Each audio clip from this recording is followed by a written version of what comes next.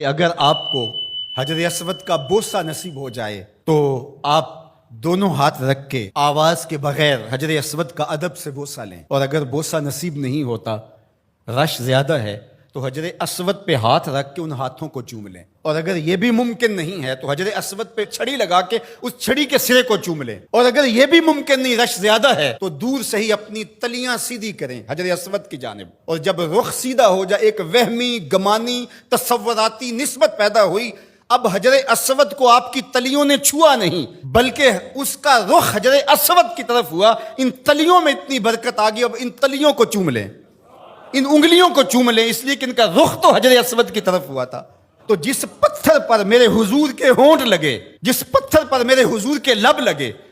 اس پتھر کو چومنا بھی عبادت قرار پایا، اور پھر اگر تمہیں چومنے کا موقع نہیں ملتا، ہاتھ لگا کے ان ہاتھوں کو چوم لو۔ اچھا ہاتھ بھی نہیں لگ پائے، چھڑی کو چوم لو، چھڑی بھی نہیں لگ پائی، دور سے اشارہ کر کے اس کی سیدھ میں، اور پھر ان ہاتھوں کو چوم لو کہ جس پتھر پر حضور کے لب لگے ہیں اس پتھر کی طرف ہمارے ہاتھ سیدھے ہوئے ہیں، اب ان ہاتھوں کو بھی چوما جائے گا۔ پھر جس گلے کو رسول اللہ نے چوما،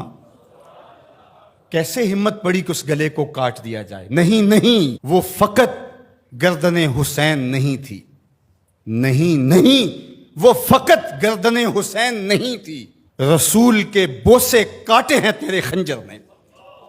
تم نے رسول کی بوسہ گاہ کاٹی ہے۔ مسح النبی جبینہ فلہ بریق فی الخدود ابواہ من اولیا قریش وجدہ خیر الجدود۔ کہا کہ یہ پیشانی وہ ہے جس پیشانی کو رسول نے چوما ہے، اس گلے کو تو حضور نے چوما ہے، ان ہونٹوں کو تو حضور نے چوما ہے، اس زبان کو تو حضور نے چوما ہے۔ اللہ اکبر، یہ پورا بدن حضور کے کندھوں پہ کھیلتا رہا۔ ناز و نعم میں پلا ہوا حسین، آغوش پیمبر کا پالا ہوا حسین، فاطمہ کی گود میں کھیلنے والا حسین۔ اللہ اکبر، آج آپ ریاض الجنہ میں جاتے ہیں تو پہلے ایپ ڈاؤن لوڈ کرنا پڑتی ہے، اور پھر وقت لینا پڑتا ہے، پھر لائن میں لگ کے آپ کو ریاض الجنہ میں آدھا گھنٹہ ٹھہرنے کا موقع ملتا ہے، لیکن حسین کے گھر کا دروازہ ریاض الجنہ میں کھلتا تھا۔ جو کھیلنے کے لیے نکلے تو سامنے مسجد نبوی کا صحن ہے، کبھی پیغمبر کی گود ہے، کبھی زہرا سلام اللہ علیہا کی گود ہے، کبھی مولا کائنات کی گود ہے، یہ حسین ابن علی ہیں۔ حضور علیہ السلام گزرتے ہیں اور حضرت امام حسین رو رہے ہیں، تو آقا کریم نے فرمایا حسین کو چپ کرواؤ، اس کا رونا مجھے اذیت دیتا ہے۔ تو بتائیے کہ جب نیزوں پہ حسین ابن علی کو پرویا گیا تو گنبد خضرا میں حضور کی کیفیت کیا ہوگی؟ جن کے دم سے دین کا بھرم قائم تھا، جو چراغے اہل وفا ہیں، جو رسول اللہ صلی اللہ علیہ وآلہ وسلم کی شبیہ تھے،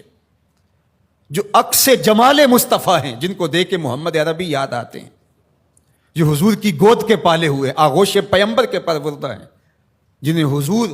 اپنا لعاب عطا کرتے ہیں۔ آج اسی حسین کو،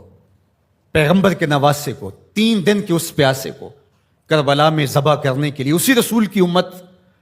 نیزے اور برچیاں لیے ٹوٹ پڑی ہے۔ ایک نے نیزا ماریا وچ سینے، دوجے تیراں دا می برسان لگ پے، وال کعبے دے سجدہ کرنے والے ہتھی آپ ہی کعبے نو ٹان لگ پے۔ بے مروت بے وفا تیرا بھی کیا افسانہ ہے، جس نے اپنی ہی شمع کو گل کیا تو وہ پروانہ ہے۔ حسین تو دین ہے، آپ دین کو ڈھا رہے ہیں۔ دین است حسین، دین پناہ است حسین، حسین منی و انا من حسین، حسین مجھ سے ہے اور میں حسین سے ہوں۔ نبی نے جس حسین کو کہا کہ وہ مجھ سے ہے، آج اسی حسین کو کربلا کے ریگزار میں ذبح کیا جا رہا ہے۔ ادھر سے تیر، ادھر سے تلواریں، ادھر سے نیزے، ادھر سے بالے، ادھر سے برچیاں، اور پیغمبر کا نواسا ان برچیوں والوں کے درمیان گھرا ہوا ہے۔ وہ کیا کسی نے کہا تھا، خاک پر وہ خون مشک بو بہنے لگا، ریت پر اسلام کے دل کا لہو بہنے لگا۔ اسلام کا دل تھے امام حسین رضی اللہ تعالیٰ عنہ، اس قلب دین کو، اس پناہ دین کو،